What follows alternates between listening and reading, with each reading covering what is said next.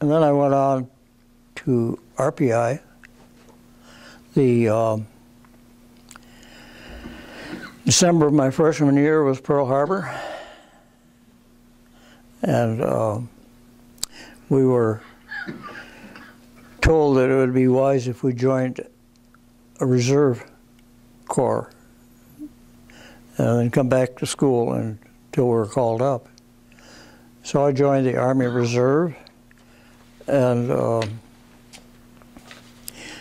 school accelerated their program so that each semester lasted 7 weeks. So by the time I was called up in March, I was halfway through my junior year, starting in September as a sophomore. Mm-hmm. Not absorbing very much. It was, I felt I was not getting an education that way, so I was really relieved to be called up at that point. We had an extended basic training, advanced infantry training in Camp Fannin, Texas. And it seemed rather odd that our whole company were college students.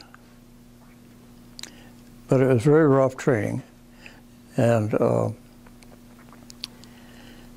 we still didn't know what was happening to us because we didn't know what this was. After the war, I was able to read up and find out what it was all about. But I was sent to NYU in engineering. And apparently this was a thing that General Leslie Groves, in developing the atomic bomb, the Manhattan Project, he thought that they should be training some of these college students while in the service to help out on anything they needed. Army Corps of Engineers General Leslie Richard Groves was responsible for directing one of the most monumental undertakings in history, known as the Manhattan Project. In less than 3 years, Groves successfully led one of the 20th century's most complex scientific, engineering, and managerial efforts to build the world's first atomic bomb during World War II. At the project's peak, more than 130,000 people were at work building first-of-a-kind nuclear reactors and plants. We were there for a year, and just before we left, we were interviewed for something called the Manhattan Project.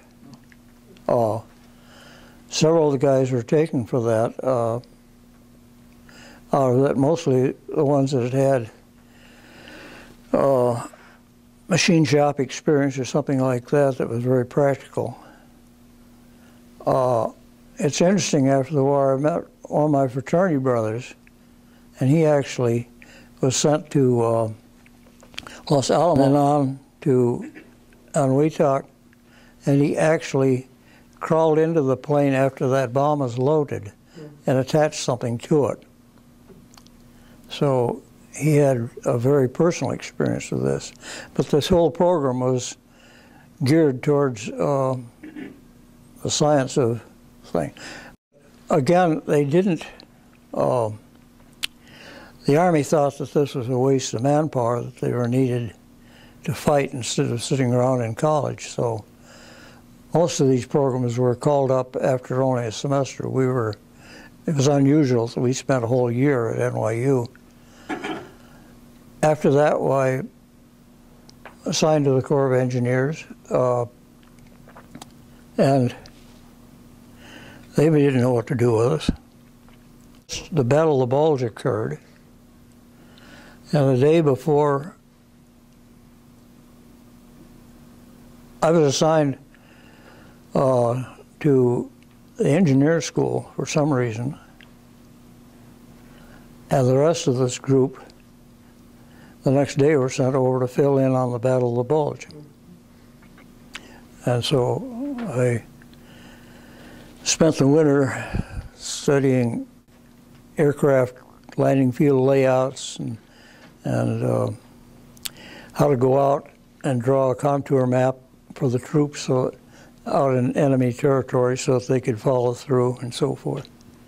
Then after that, they didn't seem to know what to do, and I did something you usually don't do in the Army. I volunteered for something. They said there was a very hot outfit, and it was a floating power plant, and consisted of 40 of us, and we were to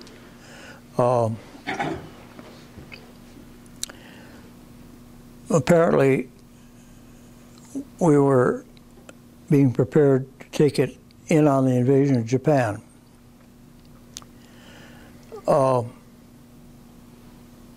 The Army and its great intelligence decided that we needed some extra training, so they sent 3 of us up to Philadelphia, and we were put on board a hopper dredges about the size of a merchant ship that was built in 1908 that had old reciprocating engines.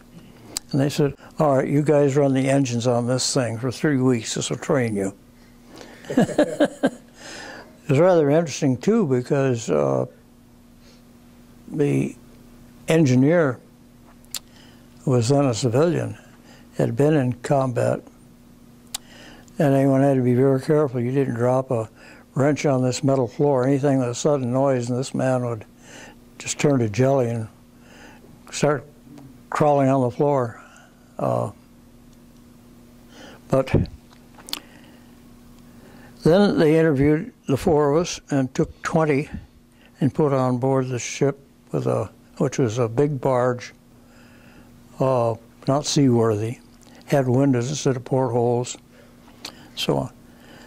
They had a seagoing tug and towed it to the Philippines with 40 of the 20 of the 40, and I was one of the 20 that was selected to go to Florida and train on a similar one in Jacksonville. After the war, I looked up the reasoning on this, and it was because they said that if the thing hit a wave or a strong storm, the turbines and generators would punch a hole in it, sink like a rock. Why lose 40 men when you only need to lose 20? Perfect sense. So everything that was involved in the service seemed to be hit or miss. You never knew what was going to happen next. And that carried through, too, because we were sent to the port of embarkation and then held back on that. And on Thanksgiving Day, this was after VJ Day,